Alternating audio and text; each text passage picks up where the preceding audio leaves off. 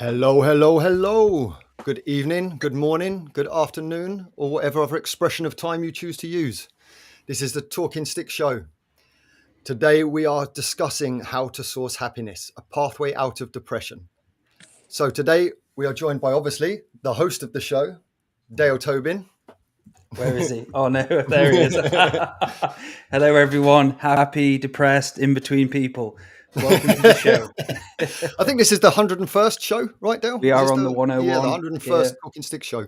Wow. And of course we have with us, as you can see here, Mr. Shawn Bibby. Good day. We were too depressed to start the show on time. Yeah, we didn't want to do it. And down here, you can't see her beautiful face, but you can hear her lovely voice. This is Martina Grubmueller. Yes. Hi, guys. And I'll take all the blame for the lateness. I didn't manage to get my picture, but at least I've got my voice. So all good. Good to be here. She's still present. Okay, so the pathway out of depression. So where do you want to start with this, Dale? I mean, depression has many layers, right?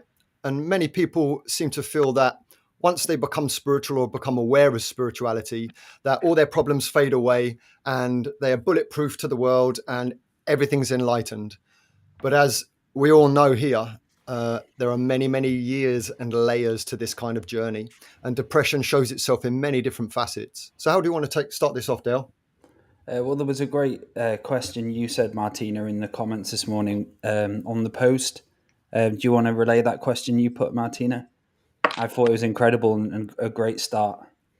What was the question? It was what's the relation between depression and happiness? What does depression and happiness have in common? Now, yes. That's an interesting question. Before we go into that, maybe I've just been to London. That's why I was delayed and everything. And on the bus, it was quite interesting. I saw a guy on the bus who was wearing a T-shirt. And it said, in alcohol's defense, I've done stupid shit when sober. Yeah. And I looked at that T-shirt and I thought, hang on a second, that actually works with our theme today. And I turned it over and I said, well, in depression's defense, I've done stupid shit when happy. So let me repeat this. In depression's defense, I've done stupid shit when happy. Yep. And in your question, you use the word source, right? What is the source of happiness? And when I look at, what came to me when I saw that T-shirt, and when I looked at the word source, I just had to really go down the road and say, you know what, guys, happiness or depression is a source energy. And at the end of the day, it's both energy. So we're going to actually at some stage look at what kind of paradigm are we finding ourselves at the moment. And can we actually still make a distinction between happiness and depression? Because we are moving out of duality. We're moving out of polarization. We're moving out of the bias of discrimination. And when we look at it, whatever fucking circumstances we are, am I allowed to swear on this show? Oh, yeah, you've done it already, so. Shit. Okay. So whatever circumstance we, consciously or unconsciously create for ourselves, be that as it may, we still have a choice on how we experience those circumstances. And this is where, and you said it actually, Dale, you answered the question. At the end of the day, it all comes down to choice. You can have the most ridiculous, like today. I mean, my train got cancelled. The bus kept changing destination until I thought I'm never going to make it. I'm going to jump into an Uber, right? And I just made it here. And then, of course, the picture didn't come up. And I thought, okay, so these are circumstances I may or may not have created for myself. But what kind of experience am I going to have with this? I'm going to be happy. Yeah, I'm still happy to be here with you guys. I didn't allow myself to get depressed or frustrated or angry, whatever you want to define depression as.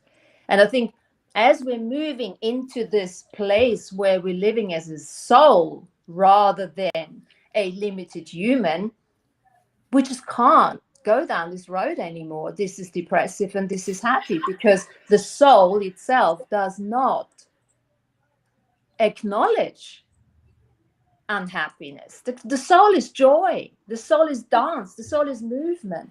So what are we choosing? Are we choosing to move to live from a human perspective still? And I'm not for 1 second, I'll shut up in a minute, I'm not for 1 second, denying our physicality, the needs, because I know that. But is now the time, because there is something very significant about this September, what's happening to me, where I can no longer allow myself to just say I'm human. I'm now living I'm now practicing and learning to live from a soul perspective that has a body. Yeah, it's time to do both and more. And that's it. It all comes down, like you say, experience and a choice. There was a great picture, which I remember from years back, I saw was someone looking out a bus window on a bus drive. One of them was depressed, one of them was happy. And what the depressed person saw when they looked out the window to the person sat next to them who was happy, was a totally different situation. And I think talking about happiness, talking about depression, all comes down to people's experience of what they've gone through.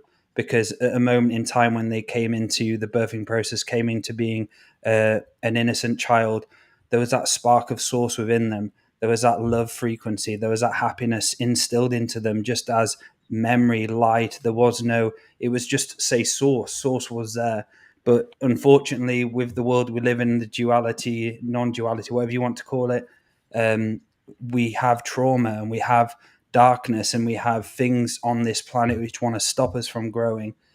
So it's such an incredible topic, this, because there's so much to dissect within itself. Maty, do you want to share? Yeah, I'd love to, because we must understand that, as Martina has already articulated, duality is a sticky subject.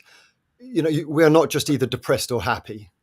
I can only speak for myself here, and that's that happiness is a fleeting thing, as is depression. And so I have moments of happiness, and there's times where I'm living my greatest life. There are times where I'm copacetic, and then there are times when, we reach a certain point where we uncover certain parts of ourselves. So we may be happy for a time because we've been through a certain experience, or we've been through a certain growth period, and then that growth period becomes, just assimilated into our experience.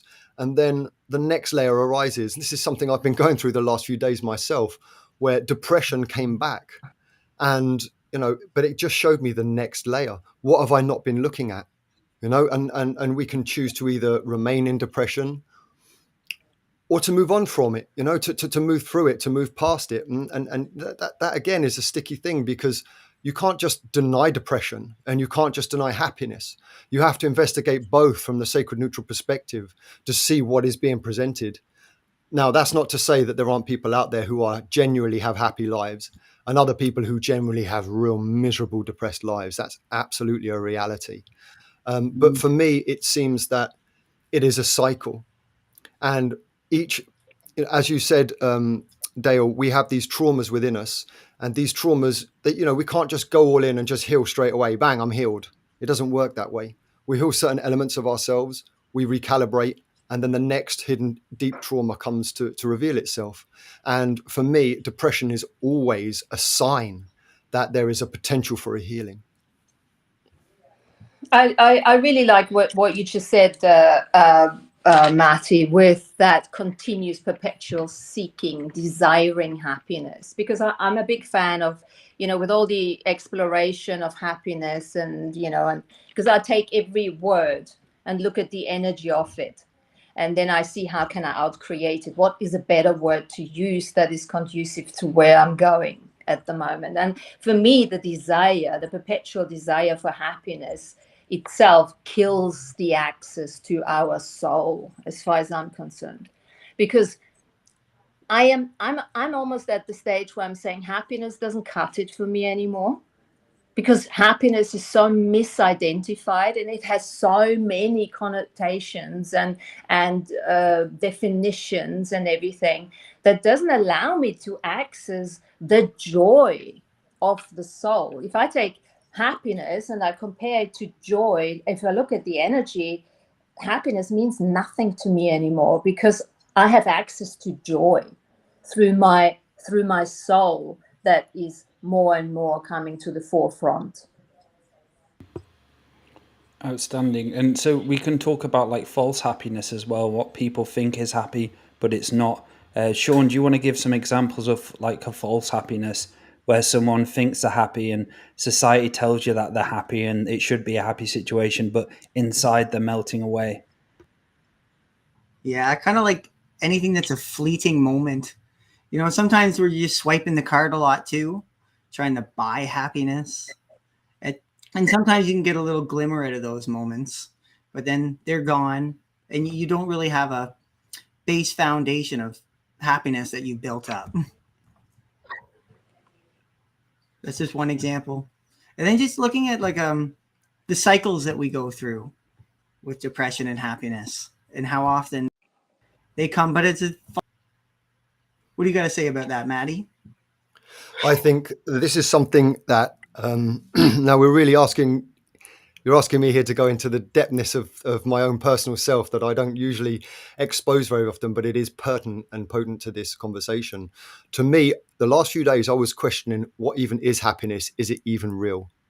And I was looking back on my life and I was thinking, have I ever actually been happy? Because I think we define happiness as a constant, continuous state, a healed state, nirvana, if you wish. I mean, if we want to start using these silly words, but that doesn't seem to be the case. I think sometimes, and this may seem a little bit pessimistic for myself, sometimes it is just an acceptance of the position that you're in and the ability to actually be where you are without judgment and just to say, do you know what? I won't let it destroy me. I may be up, I may be down, things may be okay, they may be not, but I'm okay here.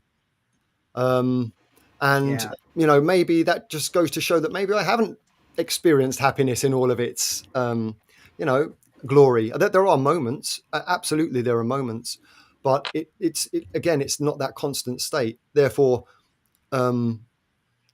it's something that we may cling to. And as Martina has said, if we're constantly in this state of attachment and clinging to something, it becomes more and more elusive.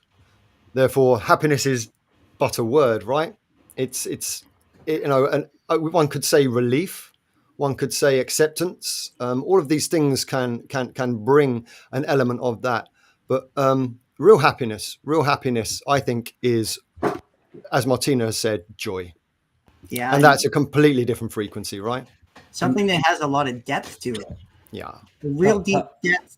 Because who here is, just wore a shell for a long time? Like when I was younger, I thought I had to be happy all the time. I thought that was my proper state of being.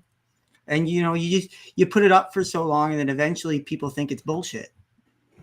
That's it. And one point in my journey, I remember when I was in lightworker mode, was when I wasn't happy, I was kind of like had some shame and I was a bit pissed off. Why can't I be happy all the time? But now I've learned to just allow it to be what it needs to be. Sometimes I feel like shit. Sometimes I feel great most of the time, but sometimes I do have my moments, and just allow those moments to be moments instead of holding on to them in any way, shape or form. And that's when people do stupid shit in the moment, when they get caught up in the sadness of the moment and they do stupid stuff. So for me, I've learned to be able to allow that neutral perspective to come in, allow it to play out, and then just know it's like a tide. At some point, it'll be a different frequency to experience. And I'd like to welcome as well, we have Andrew to the show. Hello, brother. I think he's hawking a new perfume brand called Happiness. I think he's in the back making a new perfume brand. Happiness. Yes. Joel there. Can you let him in? Dale? I thought, yeah, he's in. I think he's just having a few gremlin issues. It's Joel. Those naughty gremlins. Hello, Andrew. Well, he's getting in. Yeah, turn it off and on again. Something I'd like to add too is just we've all seen happy people and we've all seen depressed people, and it's a completely different state of being. Like you're beside someone who's really depressed and they just suck the life out of the scene, the time, no fun. And it's fun to be around people who are being happy, but it's a state of being. It's a period, and it can be a period in one's life in cycles. That's it. Perfectly put, Shawn. And sometimes in sessions, or sometimes when I meet people where they're heavily depressed, there's a heaviness after the energy as well, which I have to remove within myself. And I want to ask Maty, Martina, and Shawn this. Like you've just explained it then, Maty, what's it like for being around that in a session, dealing with that depression frequency? What was it like for you? Okay, so interesting. So there are different types. I think I think for me as a practitioner, I experience it a little bit differently. For me, it gives me frustration, but not frustration as in a judgment, just because whenever we're in a session scenario, there's always a bridge and a barrier. There's a communication going on between me and the person who's in the session. And if somebody is heavily depressed, it's very difficult to break that barrier, to get through that bridge and to get into that person, because there's a huge veil of depression that's sat there over the top of them. And I can actually say the right words and they can respond back to me in the right words, but there's no actual energy communication going there. I know that as soon as the session is over and the high of the session dissolves, the depression is straight back. And for me, that's very frustrating because I just want to do a good job, you know? Would you say sometimes the depression is just like a giant wall of seriousness? Like a thick. I think I would say it's more unhealed traumas, really. I think seriousness has its own part to play, but seriousness itself is caused by traumas and lack of joy. Andrew. Can you hear me now? Yes. I'm clear. Andrew Perfume Yay. Bartzis, welcome to the show. Thank you. The depressing show. Welcome to the show, Andrew. Hi, Andrew. Hey, Martina, how's it going there? Good. All good. Settled back in now. Yes, all good. Good to see you. Yes, the day of depression has come and gone. Everyone's been through that phase. Maty, I hear what you were saying earlier, and it sounds like you're in the depths of self-discovery of depression, joy, and happiness, and all those middle shades of gray. Yeah. Oftentimes, people who have been depressed for a long period of time go through a period of apathy where they feel nothing. Yeah. And that's what it takes to heal the internal self, to start feeling again out of choice. And when you start feeling it out of choice, there's naturally the worry that something's going to persecute you, put you down, remove you from the situation, which creates a paranoia energy about just doing anything, which creates a difficulty for people to be out. When people have become hermits for such long periods of time, they lose those unique social skills that we all need to survive in the public and not look like an idiot whenever we go room to room or place to place. And people are like, there's what the hell's wrong with this person? He can't communicate with a single person. Yeah. Okay? He's almost feral. Yeah. Okay? That's what a lot of people recovering from depression are like when they want to start socializing again. And then they go back into the hermitage, they're hermits, and they go back into depression. It's a vicious cycle over and over again, but one that can only be faced with the journey of internal self-healing, self-mastery, self-neutrality, and all those little things that include the self first. Well said. Dealing with that. Sorry, Martina, go ahead. I just wanted to add something to this, because there is and it's equally for the saints, depression or happiness. If we look at the two energies, there is a doing attached to it. So when I speak to somebody, who is depressed, I'd say first, I'd point out that he is doing something. So it is a certain behavior. So I would ask, so how are you doing depression? Just to get him out of this identified state of I am depressed. You're not depressed. You're just doing the behavior of depression. And it's the same. You're doing the behavior of happiness, of being happy. And as soon as you dissociate the person from the I am identity, the person can look at it from a completely different perspective. And then what seems to happen is that the person has a more of a possibility to surrender into a different state, surrender into a state of joy. And I think innately we are all geared, from a soul perspective, to appreciate, to experience joy. But the joy energy, if you look at the joy energy, it doesn't have a doing. It is an innate capacity that we all have. So it doesn't matter how messed up the person is, how depressed the person is, the soul still knows the energy of joy somewhere deep down there. And it's not a doing. So we need to get the people out of the doing mode, which is the old paradigm of hard work, hardship, do. And, give them an opportunity to look at what is it. Can I be happy or joyful if I'm just being?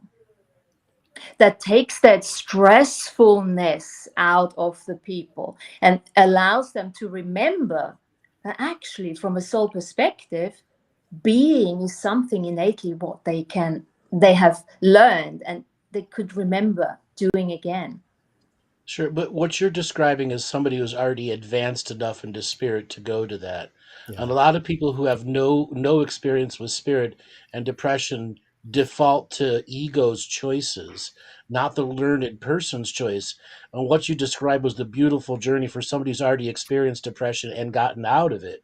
But for those people who have never gotten out of it before, it's challenging for them to make that leap of faith into the surrendering of joy. They just can't do it for themselves. Yeah. And I appreciate them. That I appreciate what you're saying, Andrew. And this is why you asked them the question: how are you doing depression? That's not an advanced question. That's not advanced. That's a very simple question. But the wisdom to learn it is. Yeah. And that's the challenge. So many of the new people into psycho-spiritual personal evolution, identity is important, but at the same time, we get lost in the story of identity and we learn nothing from ourselves.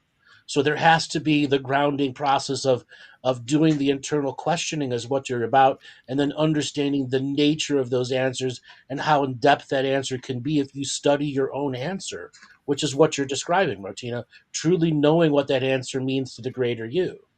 Exactly. Yeah. And as I was listening to you guys there, I was trying to define depression, and I was, part of it was coming across as well. It's like repetition without illumination.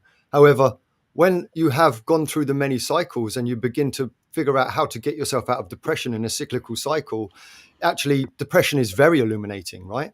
So we're probably dealing with many different types of depression here, not just one cookie cutter type. Yes.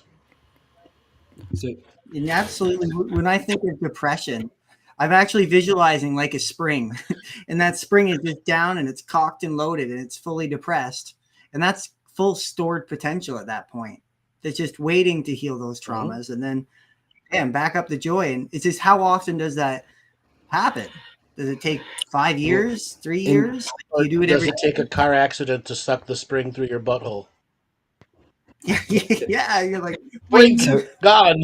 Okay, because depression, there are many people who can clear the depression in one hearty laugh at a stupid joke.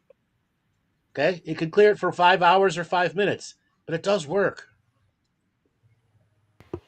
And there's so many times I've had sessions where there's so many different layers of depression, so many situations they've had, and it's kind of like not a back and forth game, but they're up and down, and you give them inspiration, you finally get through to them and they're inspired, but it's down to them to make those choices after the session.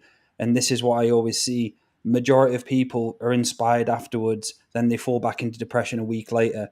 It's a cycle of you as a person making a choice to change your reality and looking into those areas where the depression came from, because when you are depressed, that depression came from somewhere, and you've got to be responsible to look back at that person where you allowed that depression in, and you have to start healing that person as well. And that's something what greatly helped me when I had forms of depression.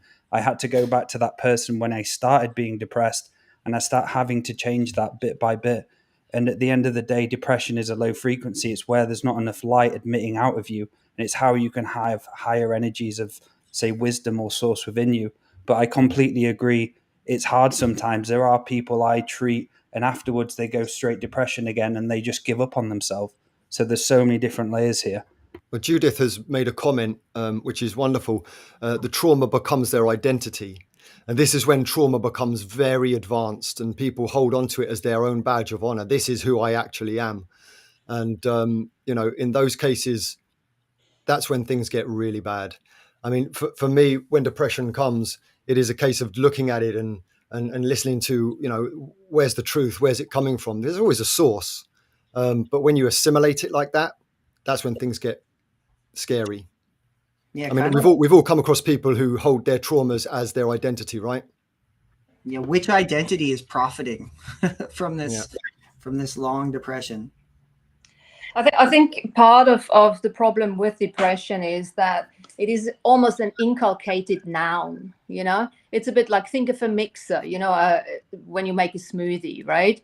You take that bowl and you throw in all the different fruits and the yogurt and the milk and everything, and by the time the smoothie is done, you actually no longer know what are the ingredients is. And then we call it, here's your depression smoothie, right?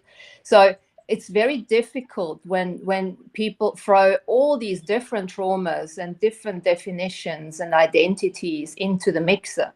And the way to take it apart is really digging deeply down before they can surrender to anything, to really start identifying, how did you make that depression smoothie? What are the various ingredients? So what does depression mean to you? And then they come up with, it means anger, it means, frustration, whatever, sadness. It could be anything. But just by helping them to really take it apart, they start getting a new perspective, because depression is no longer the big black woohoo in the room. It becomes something more tangible they can actually look at. Well, also, it goes a step further than that, Martina. Wouldn't you agree that for many people, depression actually begins to give them a dopamine release? I've experienced this myself in the past, where the depression and being in depression allows one to shirk off the responsibility of the healing. Therefore, you actually get a dopamine release to actually, sit in the depression. I actually know many people who will put on sad music or get into a sad state, cry, think about depression, and get a hit from it. Absolutely. It fuels victimhood, no doubt.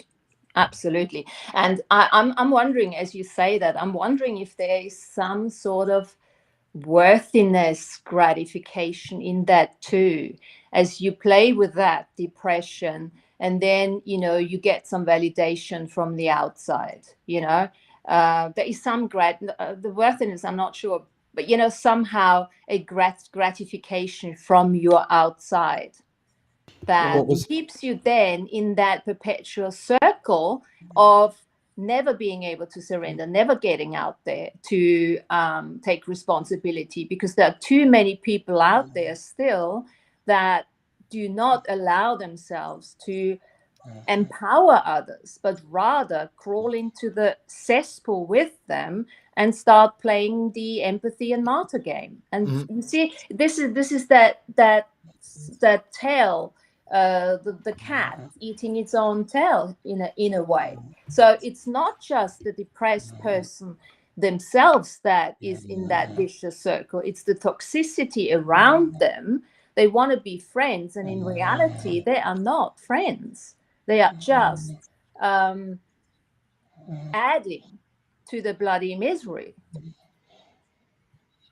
Yeah, they're the chunky stuff in the smoothie.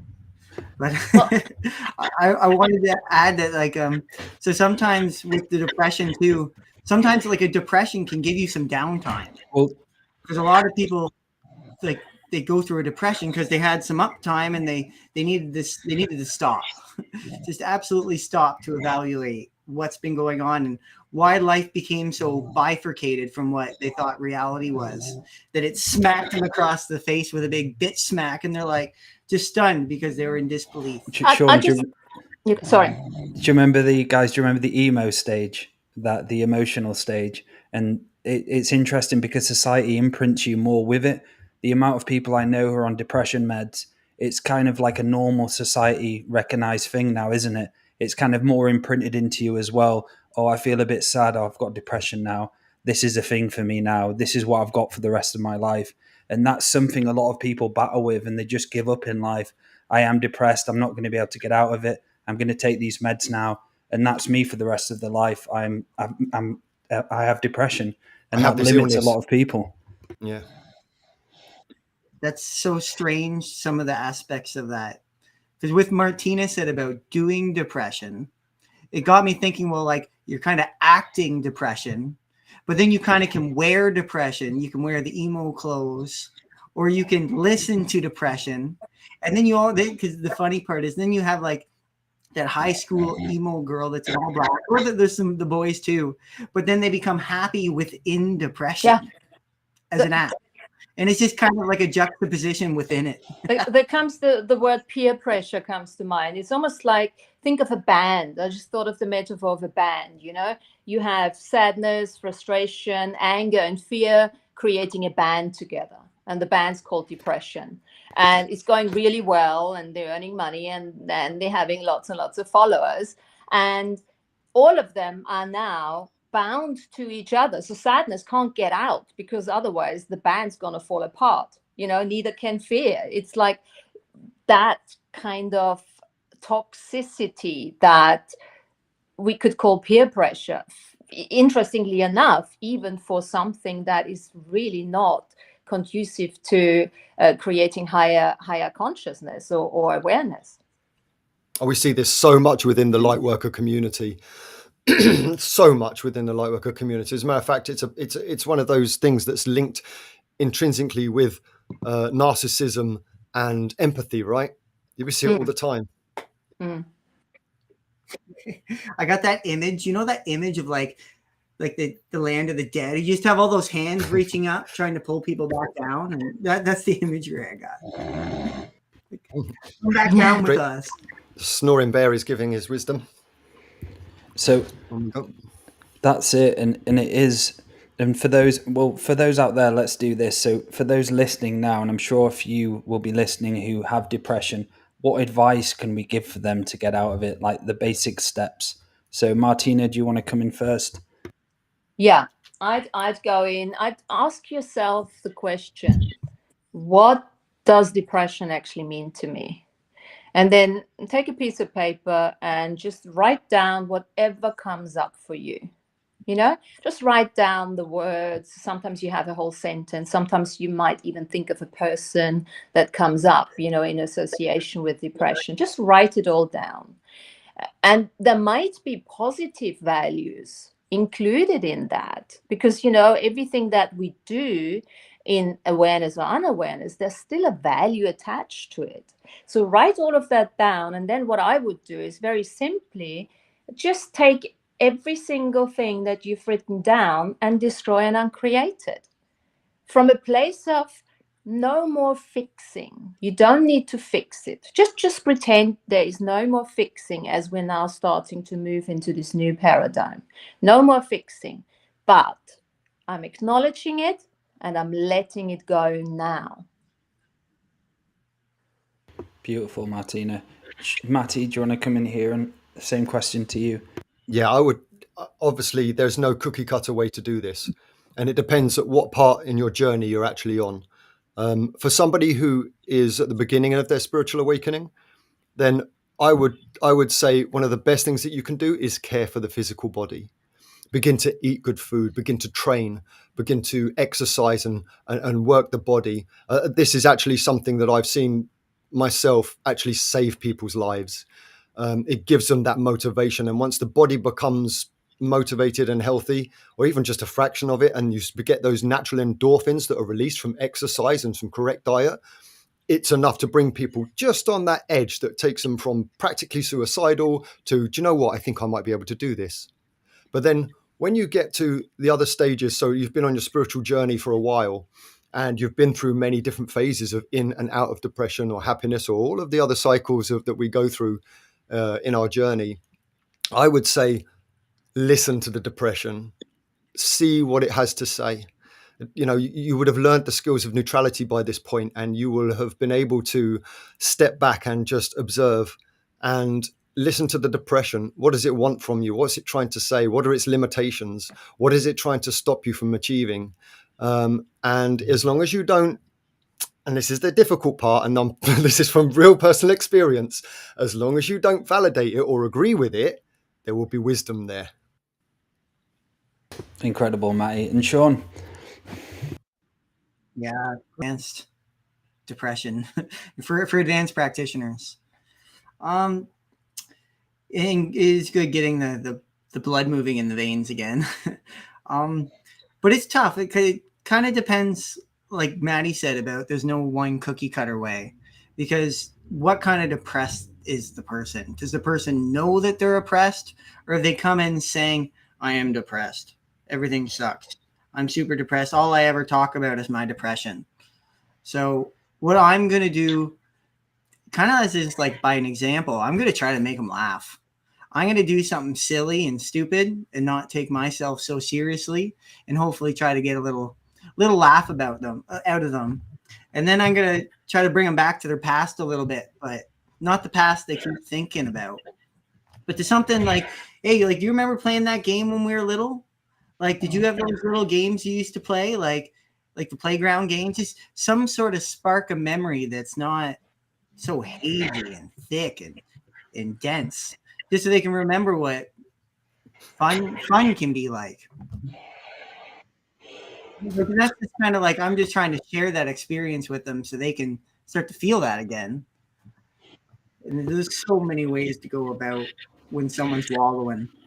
And the body absolutely is a part of it, right, Shawn? Because someone who is in depression can't physically care for themselves properly, because it's such a struggle to get through each moment to moment, each day to day to day. And as the body begins to decrease, then so does the ability to heal. They lose all the factories that create more energy. It's like the coffers have run dry. It can even change the way the soul kind of sits in the body. I've seen it in psychic surgery where the spine is just in a different way because they've suppressed so much of themselves and they're not actually bringing who they are into the body. They've been depressed for so long. Me personally would recommend for those listening out there in the beginning, spiritual hygiene is going to be so important. Making sure the area you are living in is clear all the time. Because when you're in that depression mode, when you're always woe is me mode, your house is really going to be really dense and you're going to be waking up into that dense environment all times. So learning how to use spiritual hygiene, clearing yourself with sage, salt bath, stuff like that does help. And it helped me a hell of a lot, be able to just neutralize what was needed in that moment so I can then start charting or doing what I need to do to plan to get out of that depression. So spiritual hygiene, very important. Andrew, I want to bring you in here. Are you there? Yeah, I'm here. Yeah. So there's a particular journey that comes with people have been depressed for long periods of time. The woe is me takes over. The complain bag takes over. And they become narcissistic with their own depression. That is at the bottom of the barrel of depression. Now, we've seen those on our shows, on our variety of shows that we've had. And unfortunately, we have a large population of adults who fit that bill, between 40 and 70 right now. Maty, you and I have talked about it. The crop of 60-year-old women who were broken at 16 and are triple broken now because they can't feel, they can't love, they can't experience, they can't. Everything's been taken away from their whole life until they become rebellious and throw away everything to every rebellion, to every action that comes in front of them. And they wonder why they can never break the cycle of depression. Yeah. And many of those were mothers for good portions of their life, imparting wisdom into those children, those children's children. Here is where we see the ancestry and the ancestral curses, not curses by a magician, but curses done by the self. Yes. That are passed on to others. And now we have a culture of grown people growing in the millennials that have never had real arguments, have never been told no, think that some of their ways are the only ways to live life. And we have a big challenge coming with depression, and it's going to take more than one school of thought to break all of these different generational depressions, Yes. regressions, and obsessions.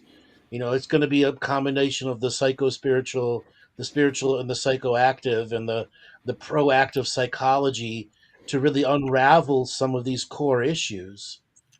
But when we relate it back to spirit, Martina was saying earlier that the spirit doesn't know depression. Yes, it does. It just doesn't emanate it. It knows exactly what it is. And part of the spirit's growth and journey is to learn what it takes for the I am to go through the firestorm and come out the other side, a hardened individual who can still feel. And it's interesting because a lot of people, they have that spark of youth within them. And when they get to 30, 35, it's like they forget that spark of youth's there. And when they were going through the 20s, they were just high energy, able to do what they need to do.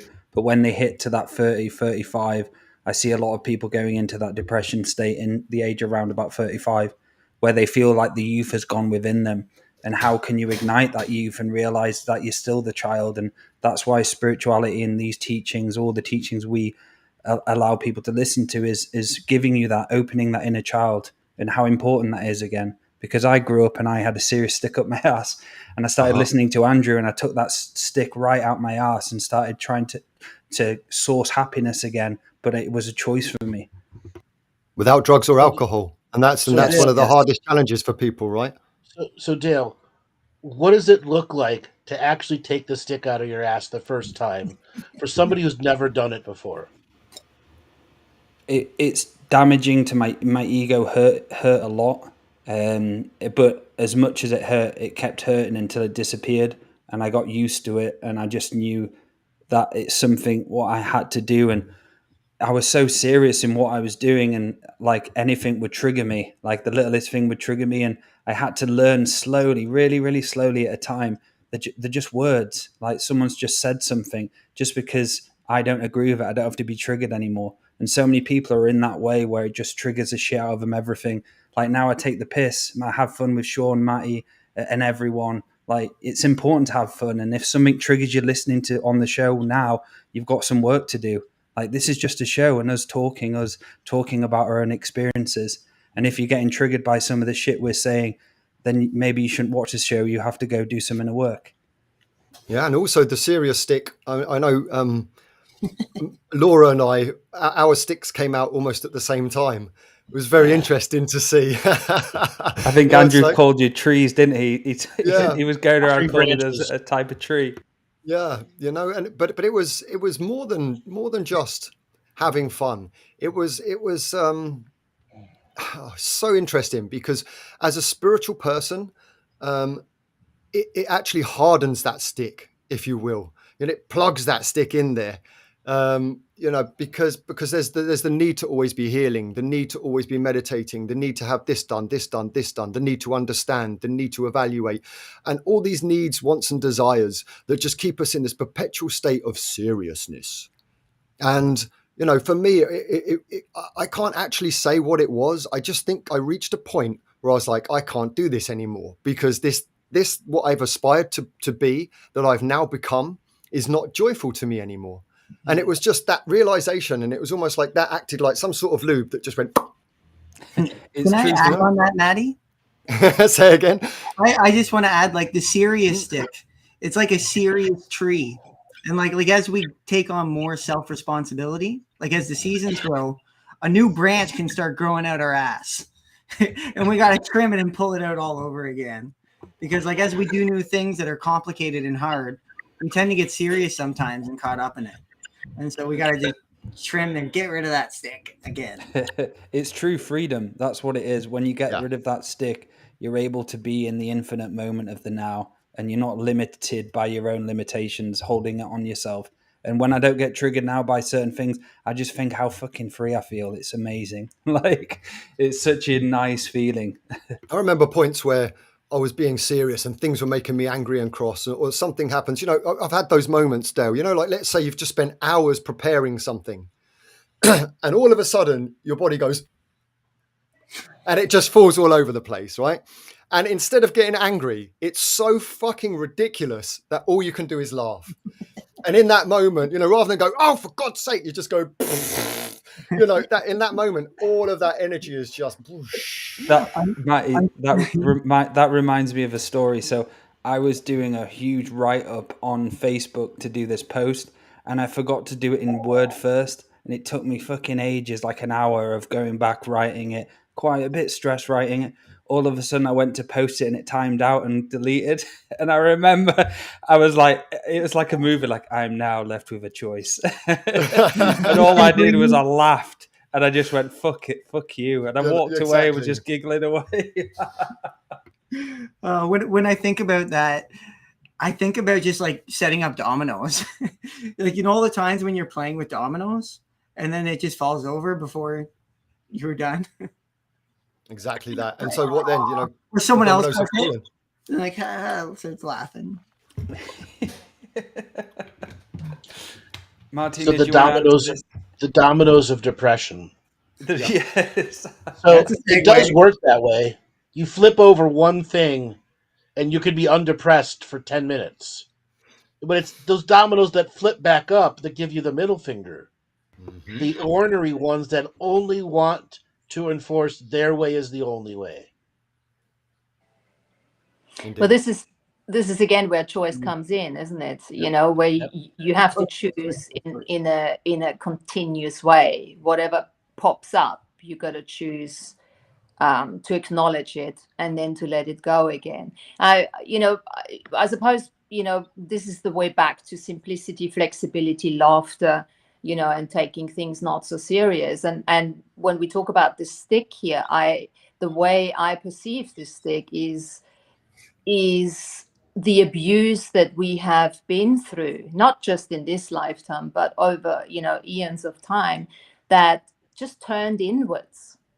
And I can appreciate, because I have had this stick myself and it was super, super painful. And just to rip it out was just not necessarily an easy thing to do, because it had like thorns on it and all sorts of things. So I had to take this abuse and really look at it and take the stick apart, almost like cut a little piece off every time.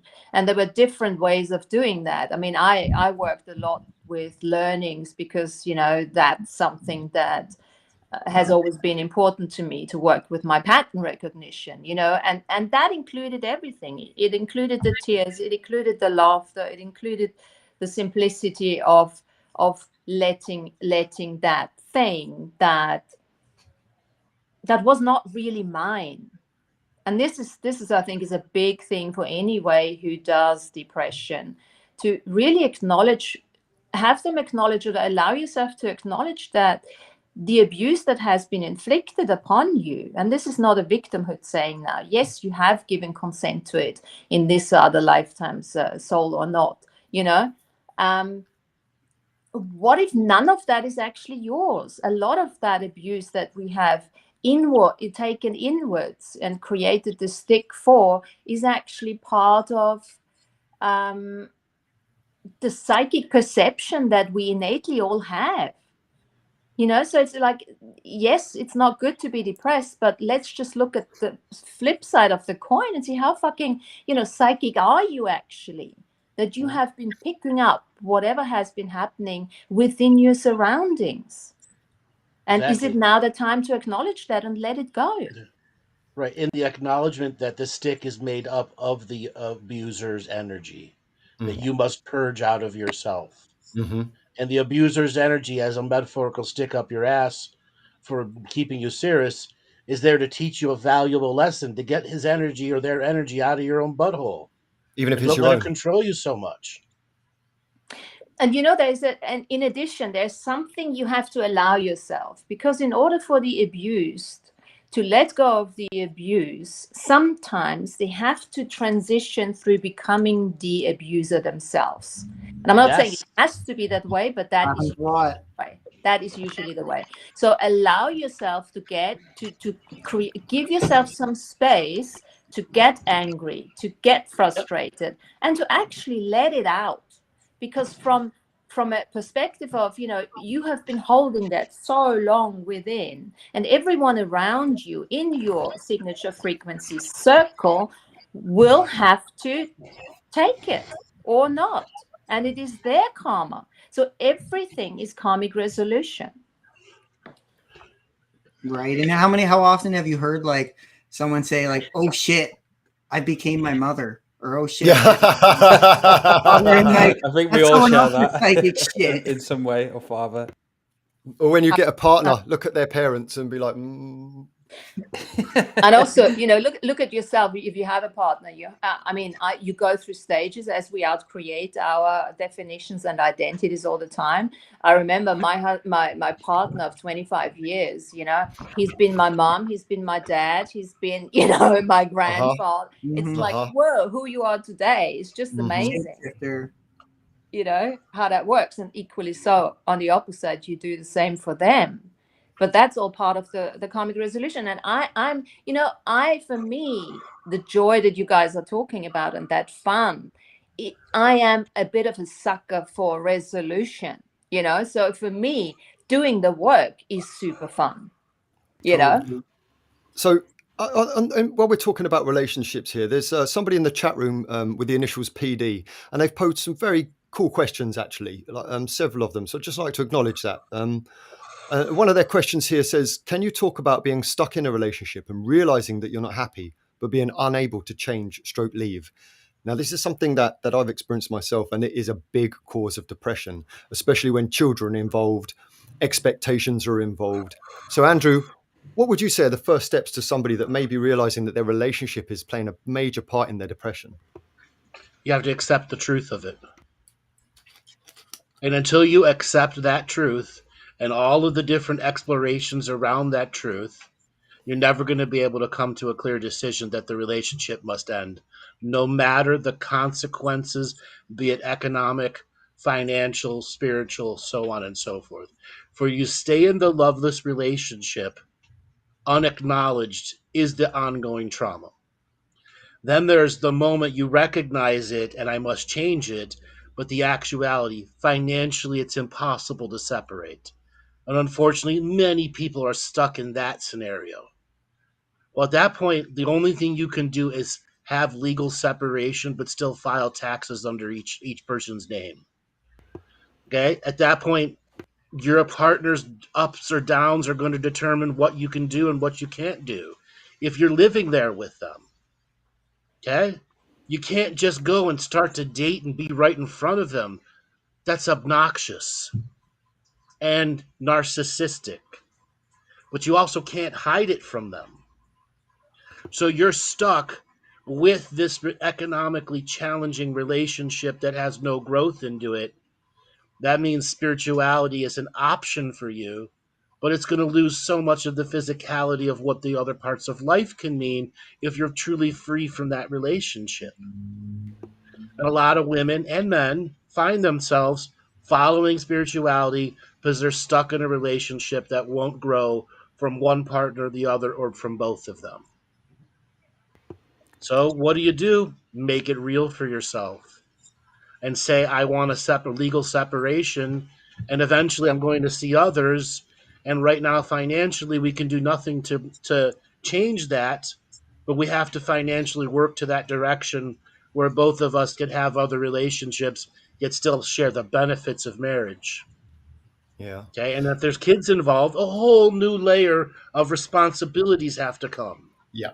Well, the amount that it damages a kid as well. Say if you've got a few children with parents who don't like each other or one of them's depressed, it can really fuck up the children even more, especially them dreaming in the home as well. It can encourage nightmares and all sorts of things.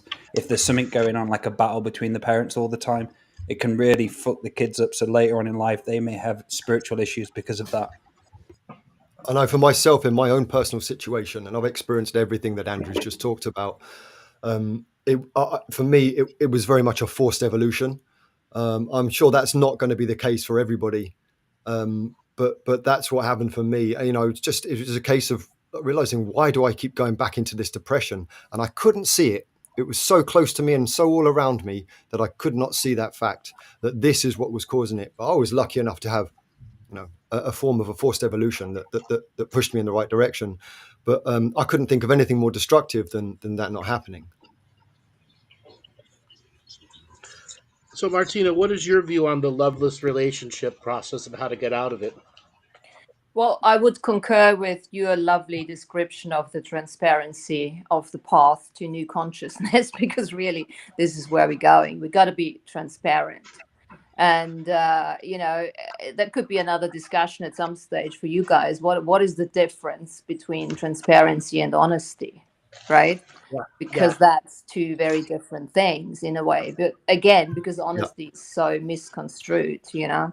As far as I'm concerned, I'm a big fan of things, as long as they're no longer a frequency match and you are very much at the level where you're not forcing it, like what Maty said, the relationship will trickle out eventually. Once the karmic resolution is completed between two people, and that's obviously very, very possible on multiple levels within this lifetime, then there's a choice point that you get to where you can say, okay, is there something that we can create together now on the dharmic path? Yeah. Which is where depression becomes a teacher at that point, because you know, it will force one's hand into a choice. Because, and oftentimes this is another thing that we encounter in this this type of lifestyle, is that one person will advance more than the other. Now that's okay in the short term. However, when that happens over decades, there's such a huge separation between the two that the depression is a sign. It was for me a sign something is very wrong here. Yeah, I think you got to really be very aware. Am I still on the karmic path? Am I still forcing the idea of learning a lesson here, or am I actually on the dharmic path? And if you're on the dharmic path within a relationship, then at that level you have already had an awareness that you have to redefine what relationship actually means to you on the basis of what your soul mission is, right? And that's my experience. And when I look at that, you know, what is it that I actually want to create in this lifetime? What is important to me in a romantic relationship? And what sort of contribution am I getting from that partner? And again, I can only speak for myself here. The problem probably I've ever had, because it did not serve me, to be honest, very well in many, many ways from a very young age onwards, that I've always worked on a soul level. I see the potential in people. And sometimes we can make a mistake here by, when you're living from a potential perspective and you can see the potential in a person, you sometimes sort of do not work with what that shard or those particular shards are actually showing you, which can really, you know, bite you in the ass. So you've got to be careful with that. And I think that's a really big point we have to make on the way forward as we're more moving into soul integration, because we're going to see more and more the potential of people, of projects, of situations. And I think from that perspective, boundaries take on a completely different meaning. We got to look at boundaries no longer from a protection perspective, because the oneness is starting to prevail. And I hope I'm not sounding like one of your light worker business, but I am starting to literally perceive and emanate that, you know, with, I don't know, with the dreams and everything that's coming through for me. And I'm learning to practice to do this love work, you know, because I always came from the empowerment business, and that's a very different. Empowerment itself is still the fixer. And part of the abuse that I have personally inflicted onto others, obviously on a totally subconscious level, was trying to fix them because I can see the potential, you know? So I'm really using my pattern recognition now. How can I reinvest it into what I actually want to create within a community, because I now know this is what I need to do. So Mhm. I have no idea where we started with all of this, but I think it's more to just saying it's yes or no. It's really starting to look at, okay, which path am I on? What does relationship really mean to me? You know, what do I want to create in this world? Is this partner a contribution? And it could be many, many contributions which do not fit into the relationship profile that you've had until now. You used a very interesting word, Martina, at the beginning of that piece there, and that was romance. And this is something that Dale and I have been discussing just today. And for me, in hindsight, romance was the sign, because romance is it's a verb. It's something that you do, but it's not something that you can force, is it?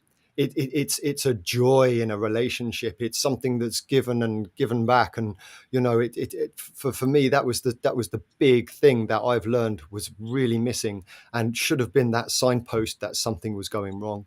Romance. Love that. A romantic, intimate relationship. I mean, that deserves a show, guys, Yes. because Oh, it's yes. so misunderstood. And Yes. it really, again, when you look at, you can have a intimate relationship with a flower, yeah, A or romantic with relationship, even. Yeah. yeah.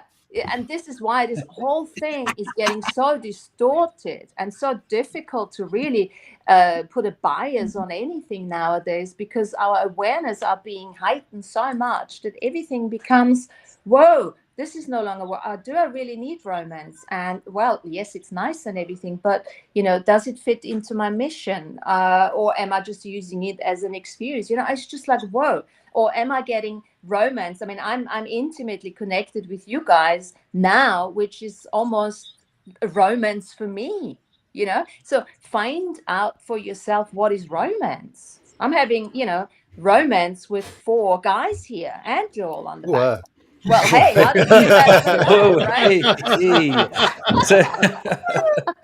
So I Taking want to spinners to a whole new take level. a contest. I want to add to this. So lately there has been a few things where I've been needing to increase the romance within my life and my relationship. I had a conversation with Maty today about it. I had a long conversation with Andrew about it a few days ago. And just from me putting in that extra effort of being the romancer, making the effort, I saw a lot about myself I didn't want to look at. I saw a lot about myself what doesn't make the effort in that way. And I kind of just gave in to the programs, or gave into that, where I don't make romance as part of a choice each week, as part of my process of being in a relationship. And the experience of romance is incredible. And I was limiting myself because I wasn't opening up my feminine side enough to be able to do that. And it taught me a lot about myself. And I'm like, oh shit, this shit's quite easy actually.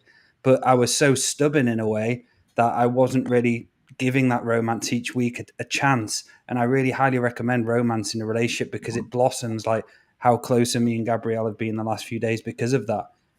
So it's not all doom and gloom. It's not all your relationship's shit. You need to get out of it. You're depressed. It might just be the fact that you need to start roses in the bath, or you need to give them a massage, or just something where you have a loving connection again. And if that loving connection is not there, now you know the truth.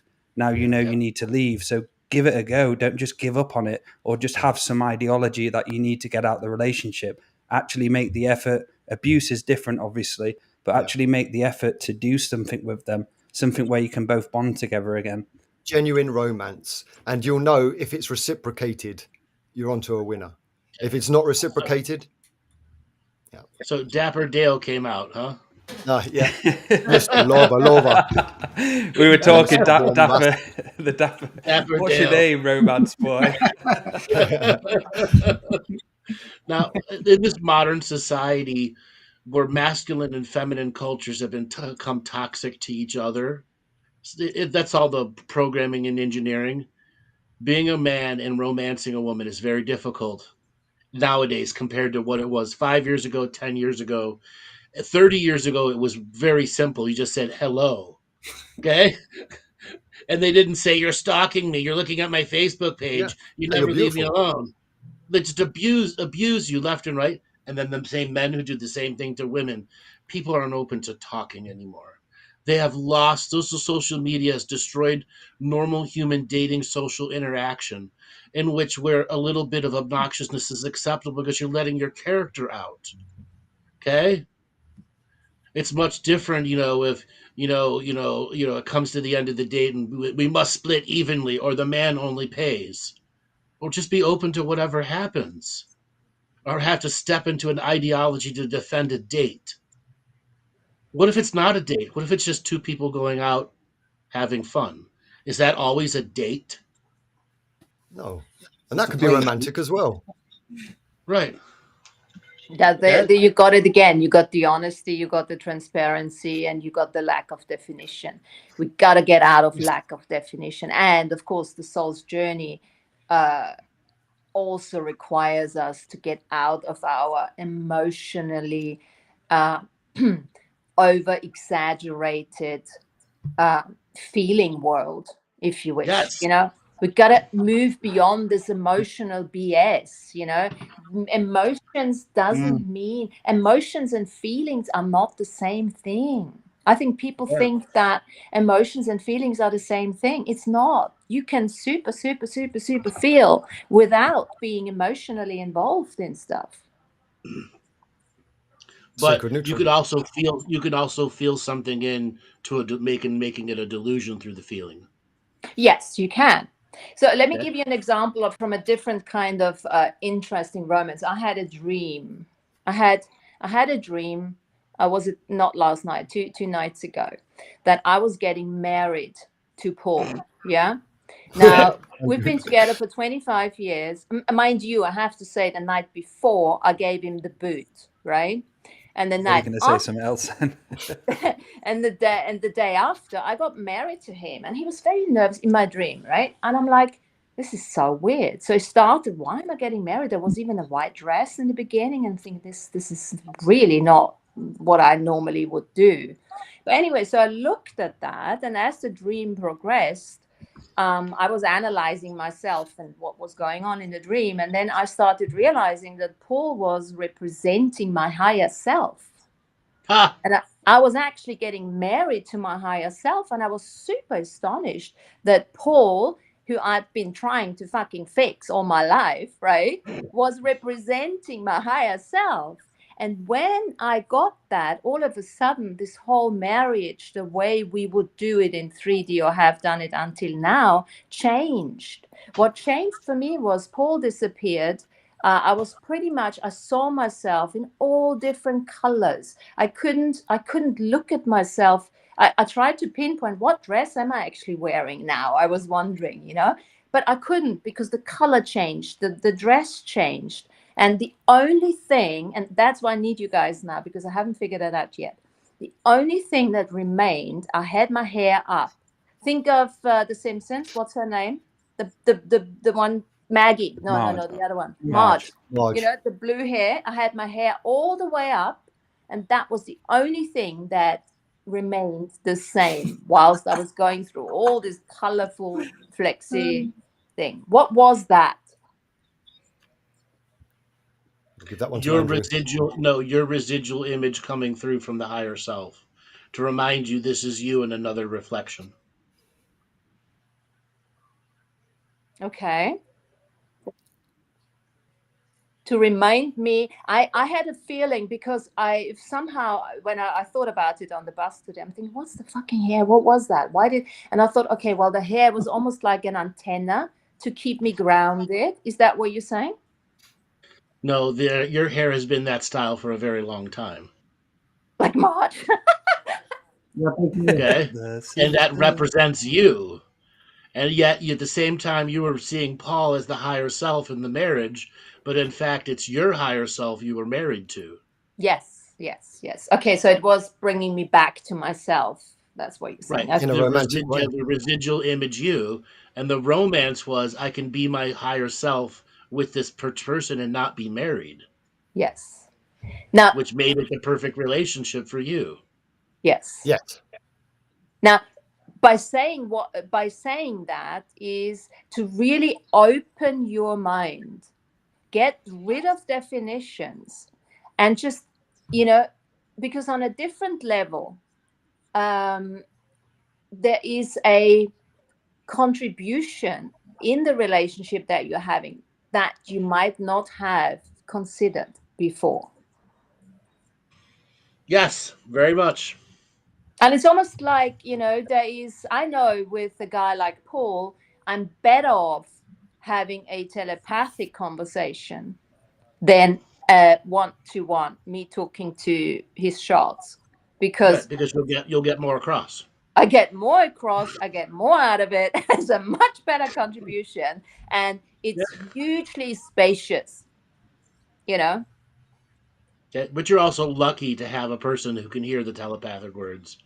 Not that I get any confirmation on it other than my own validation. You don't need it. You get your own confirmation. And the grass gets cut, the thing's fixed.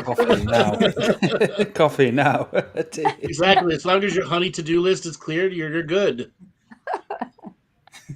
Living room's clean. So that's all I'm saying. There's lots and lots of different ways, and it's really the invitation, make it your own. Sure, that's great until you suffer from depression that lasts and lasts and lasts and lasts, and all this psychoactive words from all five of us are nothing but blabber to the person who's stuck in it and has no idea how to get out. No matter what beautiful words each and every one of us says, they are disbelieving they have the power to do. So let's flip the frequency on the disbelief of people's power. How did they discover that empowerment? Because you were talking about empowerment before. Empowerment is a key part of getting out of depression, but at the same time, we have to maintain empowerment, which is where most people fail at beating depression. They can beat it once or twice, but they can't beat it a year in a row. Yeah. Yep, those little micro moments that just get you the process again and lead you back into the spiraling process. So for me, if I kick it off, for me it would be get out of the addiction to emotions and get into the understanding. And when I say understanding, I'm not saying there's a mental aspect to us that we have been neglecting a lot and making wrong as well, because the ego is bad, and we don't understand it. We can't be mental. Everything has to come from the heart. Now the heart without the mind is not able to properly exist in this reality, as far as I'm concerned. So I think we need to make peace. It's okay. The mind is not the enemy. I love my mind. So start understanding certain things and get out of being just driven by emotions. And I know it's also just like a blah blah to people who don't understand it, and I appreciate that. But I think there is a lot of that where people say, it's a simple mechanics. What is the soul? Like all these things that we've learned with you, AB, Andrew, that was helped so much to let go of negative emotions, positive emotions, out of the bias, out of the judgment, and just really start to understand how is the human technology wired? What are the different senses? Yeah, and what's stored? We've Andrew's had to leave us now. He's just gone off to do some private sessions, so we thank him for his contribution. Thank you. It's an interesting subject. My sister, she's dealt with depression for a very, very long time. She had a terrible start in life. And just recently, she's made leaps and bounds through small choices, things like taking care of the body, getting out a little bit more, just having a routine, shedding off the people that obviously are symptoms and the type of relationship she would have that are symptoms of her depression. And I gave her the task recently of revisiting. And when I say sister, this is not like a blood sister. Okay, this is like an adopted sister. So revisiting the abuse that was put on her by her parents, by her mother, and this was very harsh psychological abuse. And she found herself. I said, just sit down, light a candle or something, create a gentle space, and speak out loud what happened to you. Just start somewhere, anything that comes up. And she said that within a few words, it was pure rage and absolute, uncontrollable desperation that that came up, and she had to stop because she got physically sick. So that just shows that the depression has a root in trauma, and it always has a root in trauma. There was I was about to say it with Andrew on. It reminded me when I think it was about 7 months ago, Andrew messaged me and said, "Can you come into a session?" So I went into the session, and there was a lady there, and she basically she was going to kill herself. I'm not going to mention any names, and she was planning on doing it and would have done it if we didn't have the session. But that session, it was me and Andrew going back and forth with her, me doing psychic surgery, trying to open her up. I have never seen something so hard in my fucking life. Yes. It gave me a realization that we can't fix everyone. And there are some certain people out there who will never listen to you, who are just wanting to be on that journey, and there's nothing they're going to do.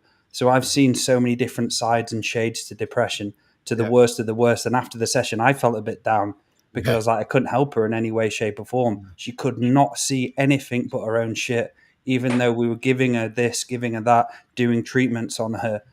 She left the session with probably about 5% inspiration. And that's rare. This is a rare, very, very rare session. So I've seen from one side to the next side. Then you get the next step, which is demons, attachments. So when you've got someone who's severely depressed and been depressed for a long time, a lot of the times they have something attached to them, something's what's feeding off their depression as well. So you have to be aware of many different things when you're in that zone. Looking into your unseen world, if there's something out there which you get mind whispers, you get suicidal thoughts and stuff like that, there's something in your environment you have to be aware of.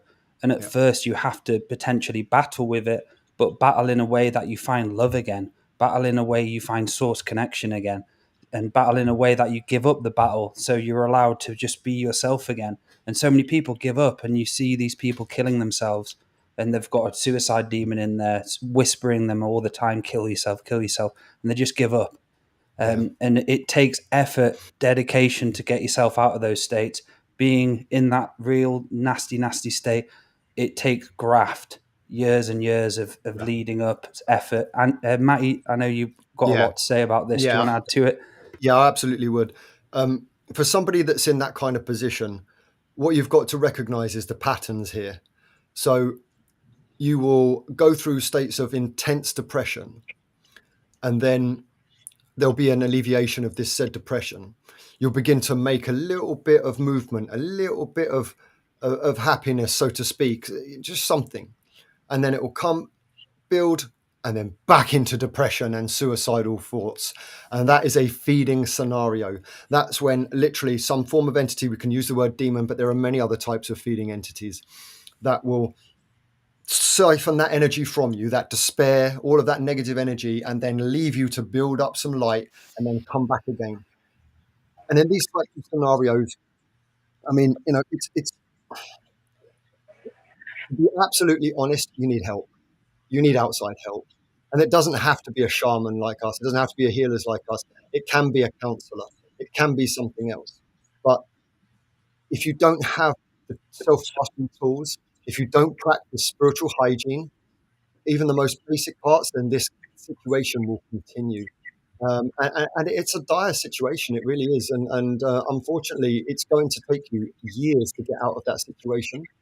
The haunting is something very different. That can be contained or at least reduced through certain meditative practices and what us guys here do as a profession. We can very much remove those things from you temporarily, but it will come back if you don't actually begin to practice the self-mastery for yourself. There's a lot I could say about this, but it's dodgy territory. Let's just say that there is hope. It just requires somebody who is so disempowered to try and generate more power than they've ever had in their life. It's a very big ask, but there are other people out there that once you remove those external sources, whoosh. Yep. And after that long journey, that becomes the body has been so worn down throughout that whole process. And it's going to be a huge rehabilitation process to the body. So the counselors are super important. Even if it's an AAA group or some addictions group, something that you can get for free for anyone out there. And The first hump is getting over the pride. Like, I'm not going to those groups, yada, yada. But those are free opportunities for people out there, because usually the resources are a bit low once you get in this scenario. But then rebuilding the body is the long haul journey, little by little. Because like anything, you can cut it out, you can cut the demons out, but until you get the juice back in the body, they'll just open another doorway, just loitering around. And we've had one recently, right, Dale, where it actually wanted to just fight us. It was like, do you know what? I actually fancy going toe to toe with Maty and Dale. Let's see how this happens. Let's see what happens here. It was a Wild West story, which should be into a film. We fucked him up. Yeah. I'd like to add something to that from an empowerment perspective. And again, what we said early on, from an understanding perspective, because when we talk about demons, it goes into a realm where lots of people get lost, as you say, Maty. There's not just one. There's not just, you can call it a demon. Any kind of energy, any entity or external source is an energy that has been defined at some stage and sort of attached to your identification. And the demons are probably a harsher and more ancient, because they have probably been with you, not just in this lifetime, but and more ancient, coming from other lifetimes as well. Now, from an empowerment perspective, what I usually do when I do that work, I explain to the person that at some stage they have used that demon, that entity, for a positive purpose at the time. So that it was a choice they have made, because let's say they were in an abused situation and they needed additional energy in that sort of forceful way to help them, right? And now, as they have contracted the demon, let's say demon, to their life, they have now the choice or the power just as much to disconnect, to no longer contract out with that demon. So it's again, giving the client, the person, the understanding that there's nothing mystical, there's nothing wacky. It's an energy that you have defined. It has helped you before. It's now turned, against you. So it's time to sack the demon. And I can help you doing that. Let's do it together. But without your permission, I can do fuck all. And that's it, Matt. Sack the demon. Sorry, Matt. No, you go ahead, bro. Once you sack the demon, you can no longer rely on them anymore for their bidding, whatever they were taking care of. And it becomes full self-reliance from that point. Yeah. He's gone. If you want to cut the cord. This is why it is so difficult for people to let go of their entities, because they have become friends almost. They have become this toxic kind of relationship. They kept each other in this perpetual sort of negativity, codependency. Yeah, codependency, that's the word. Thank you, Matt. And there's even those like scenarios of where, say, someone's got a demon attached to them or demon working with them. Just something simple as getting a job and building your life up to be a human can be something to defeat the demon. And I've had this in the past. I've had ghosts and stuff around me a long time ago, and I got a job. I built myself up. I became a human and I defeated these fuckers. I didn't get any other help myself, but it was just about how can you take those steps to be a grounded human. And if you don't have a job and you're listening and you can work and you don't have any money, it's time to start earning money. It's time to start being responsible for yourself, because these demons go around neighborhoods looking for people who are always at home, always on Facebook, depressed, don't want to work, don't feel like they're good enough to work. Those are prime targets for them. So if you're listening and you don't have work, but you can work, my advice, because I've been depressed, I got back into work, I built myself up, I started getting savings, and it completely changed me. And sometimes I know it's shit, you might think the system is against you, I don't want to get a low paid job, but sometimes you have to suck it up. Like Andrew says, suck it up, buttercup. And you have to just keep going and going and going until you've got money behind you and you can do more healings and so on. And this is where the enlightenment trap gets people, because they're going to say, oh, money is evil. I don't want to work for the system. I don't want to have a passport. I don't want to vote and have all this. I mean, voting something I don't do, but you know, I'm just using that as an example. You know, and this is where the enlightenment trap comes in, because actually you can use the system itself to be empowered. I know that's a funny concept for people, but you can actually use the system to be empowered. What is it that's keeping you down? What is it that has a boot on your head, keeping you under the water? I bet it's you. There's something Andrew said, what was it the last show on the Adventures into Reality about the system? One of the best ways to defeat the system is know that you're free, and know that you're free within the system. And that's what they don't want you to realize. Everyone is free. And it's about how you can feel free within a system of control, to not allow it to have the restraints. When Andrew said that, I got goosebumps because I didn't think of it like that. Tacit how consent. simple it was. Grandmaster of the obvious. We are the system. Yeah. We are the system. Like, we're creating the system. It's part of our integrated hardware. Yes. And if it's constantly the enemy, we constantly get cornholed. So, like, let's just shift out of that. And then, of course, we got to flip the coin, guys. Sorry, but I'm the only female in here. We got to flip the coin, right? We got to add the gratitude journey, you know? And I think it's sometimes when you're really in dire straits, just finding a tiny, tiny, tiny something. And even if it's, you know, having a pen to write with, you know, I'm grateful for that. Because the antidote to any energy that we have defined as negative, without defining it as anything else other than that, is higher love and gratitude. Or a cat, right, Shawn? Or a cat. Or a little kitty cat. Something, just something to Just put love, focus, intention, some responsibility. To get yourself back into the vibration of receiving. And I think, you know, it's like whatever healing we're doing, we have to start thinking energy. And energy cannot be destroyed. And energy is not negative or positive. Energy is energy, depending on how we define it. And so we can take out a whole range of fucking demons by just taking out the definition of the bias of right and wrong, black and white. So define the energy of depression, Martina, in your articulate words.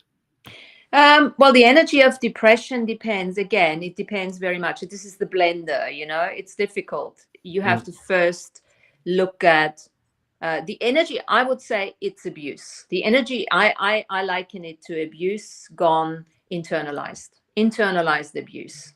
Because I'm also looking at abuse from, you know, if somebody says to you, you're wrong, that's abuse.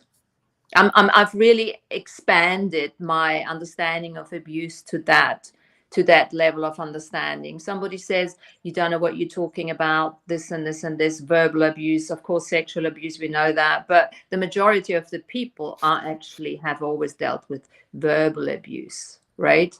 And once we start appreciating that abuse that has not been dealt with becomes internalized, working against us, depression is a perfect example for that. Exactly. And again, there's no cookie cutter way. I would also say depression very much is a stagnant energy. Yes. Stagnant. I like to call it a loss of inertia. Indeed. It's like all that momentum that you had, the momentum. Well, let's look at this, guys. Depression, press. Consciousness pressed together. There is no expansion in it. So you're absolutely right. That stuckness, that depression, you know, it's a pressed consciousness. And we can't, you know, if we want to have expand our levels of awareness and consciousness, we have to let go of the pressing together because we need space. Oh, you see, there's an example. There's another tool I can give for people that go through depression. Very simple energetic tool. When you get to that space, you know, depression comes on, you feel negative entities, you feel everything is sort of caving in around you. A very cool way to change your reality in a very, very fast way is to expand yourself out. To just say to yourself, I'm expanding myself out beyond my body, beyond this room that I am, beyond the street that I'm on, beyond the country, beyond the land, beyond, the solar system. And you go as far as you need to go, that you start creating yourself that space. And from that space, interestingly enough, you cannot hold on to any negative thoughts, because you become almost, I don't have to call it a soul state, but you leave the limitation of the body, you leave the limitation of the limited human, and you become expanded. The infinite. And from there, you can make choices. Now, if there are any people out there who obviously are in such depression that is unattainable to you, another great way you can do is alchemization with the fire. This is something that doesn't actually require that. I mean, let's face it, Dale, right? Many of us, we have a right and a wrong way to do ceremony. Many people talk about this, the opening, the closing, the middle, all of this, right? This is all something that as shamans, preparation depicts execution. So there's always a beauty way to do this. However, having said that, even if you don't have the courage and the discipline to be able to actually come up with those prayers, sit your ass in front of a fire and allow the depression into the fire. Just cool. even if it means facilitating the depression and actually empathizing with the depression, just allow it to come out, let it say its piece into the fire. You'll be so surprised at how much alchemization can happen there. You just need, people in this kind of depression, sometimes you just need day by day to chip away a small layer of it to expose the next teaching to you. But it's a big ask. It really is. We're getting into some really powerful concepts here, because the nature of fire is expansive and upwards, and depression energy is downwards and inwards. So literally, when you just sit in front of that fire, it's sharing with you that expansive up and outwards energy.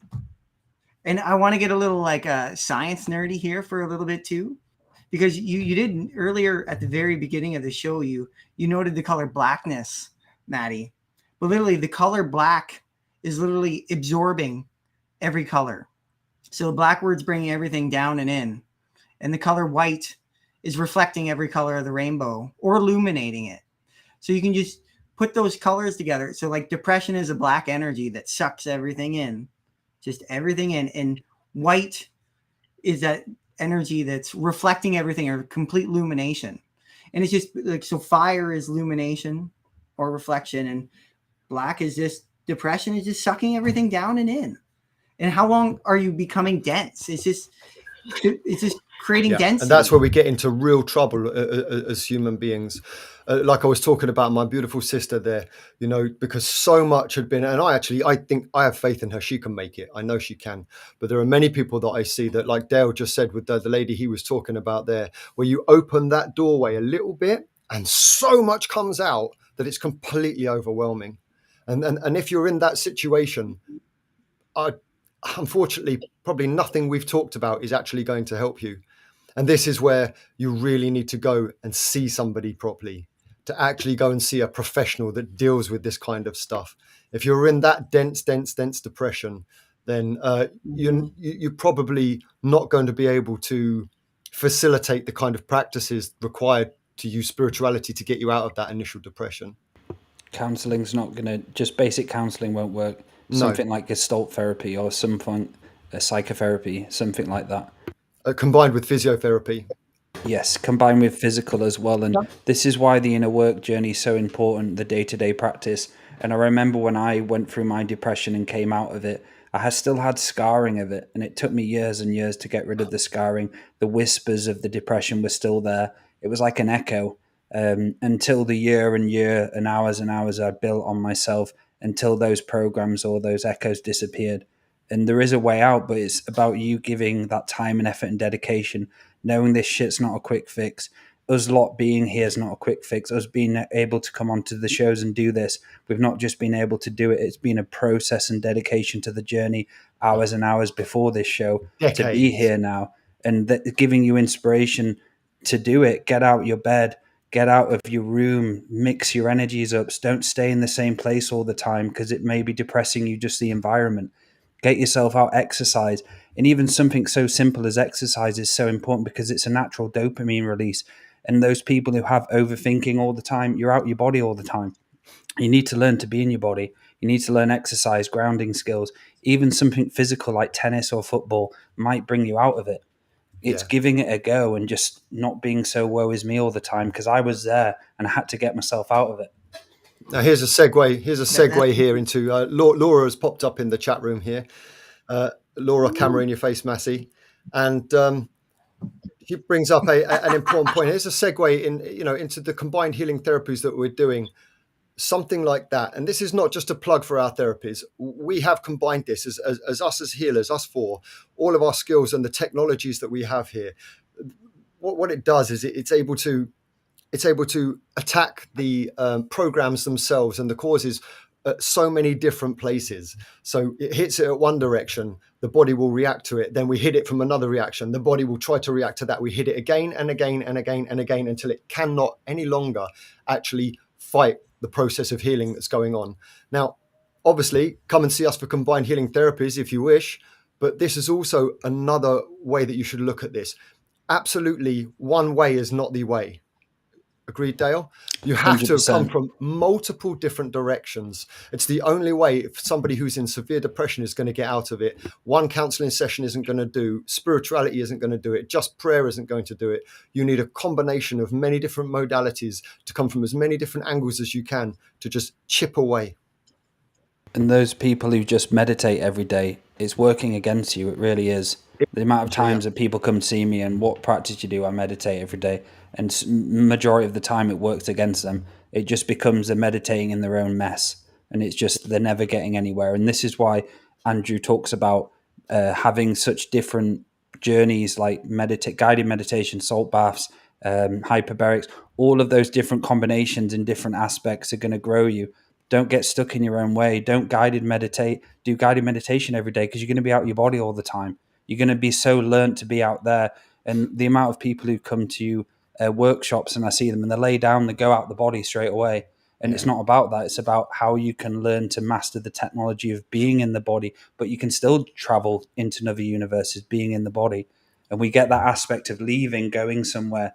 But this is the task, guys. This is our journey here, the experience, being in the body, being courageous, everyone helping each other out, you listening to the show and finding inspiration from all these beautiful people presenting it today. And we as healers, we are very, very good at what we do. And the thing is, people that will just come to us as healers and say, heal me, heal me, heal me, heal me. Even as good as we are, if you're not willing to act, if you're not willing to actually take responsibility for your healing, then there's nothing we can do. It's like flogging a dead horse, right? It's not going to get up and run. I'm not being negative here, and I'm not telling people off. It's just that honestly, that is the thing that blocks most people. And this is the danger with depression, is that it stops you from being able to have that energy to get up and do that. Those first steps are the hardest steps, but they're the most important steps. And each and every step after that will take you towards wherever it is that you need to go. But you have to do it yourself in combination with the people that are helping you. That is a huge rites of passage. Whenever someone takes self-responsibility for all their actions. And for everybody listening, like the healing that these guys are doing, the integrated healing that they're doing, just literally calms those past decades of healing. Decades of healing, Shawn. Decades of healing. Decades of like programs of healing, because we literally have, if you can imagine inside your brain and your body right now, every neuron going off, and imagine it like every neuron being like a pebble in the pond. And each pebble in the pond is creating that ripple effect. And finally, all that communication in the brain is just settled down and it become a sea of calm consciousness. And we can reprogram it just with the most fantastic people, because that's why we're here. That's why everyone's listening right now, because no one's thinking small anymore. If you're here in this room right now, you're not thinking small. You're thinking big. You're thinking infinite. And it's the time to reprogram the whole neural program, the body, the skin suit, to be infinite, right from the bottom up, and just completely defeat those programs. Well said. And get a really good head start. Springboard. Well said, Shawn. Hat off to you. Yeah. So Thanks, we're guys. coming to the end of the show, guys. Martina, do you want to add to that? Anything you wanted to add before we say goodbye? Yeah, I mean, let's take it back to the question. What is the source of happiness? Yeah, I think you guys just summarized that really nicely. What is the source of happiness is acknowledging our multidimensionality. And once we start acknowledging our multidimensionality, we can no longer see ourselves as a little 3D stick being. Yes. That, Yeah, good. you know, so we have to acknowledge that we have choice. And to be honest, you know, what is the source of happiness? It is choice. And choice is such a big concept, because we have not been taught what choice is, how to choose. And also, you know, acknowledging that you're a free will being. And that is all part of that. So the source of happiness would be acknowledging you are a being of choice, you're a being of being, and you're a being of free will. Oh, beautiful, Martina. Beautifully put. So I'd like to just say thank you for all of the incredible hosts, Martina, Shawn, Maty, and Andrew. What a fun show, guys. Yeah. Thank you. Thanks for having me, guys. That was fun. And if we can just go around and just how can people get a hold of you? And Shawn, we'll start with you and what's going on with you. All right. So my healthcare practice is getting off the ground, and it's going to be open in a couple of weeks, actually.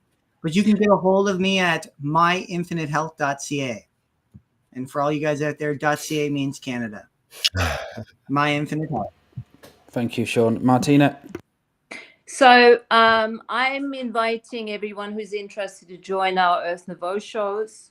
We are currently changing the website, but the details to link up on a Wednesday, 5 o'clock BST, will be on earthnouveau.com. That should still be working. That would be lovely. And we just, like you guys, we just get together, we choose a subject and we just discuss it. And it's a very friendly sort of community we're building here, network that we're building here. And then I would say, you know, everything that I've created or learned over the last, especially this lifetime, I have put it in my book, A Time Traveler's Journey from Challenge to Choice, which is available on Amazon.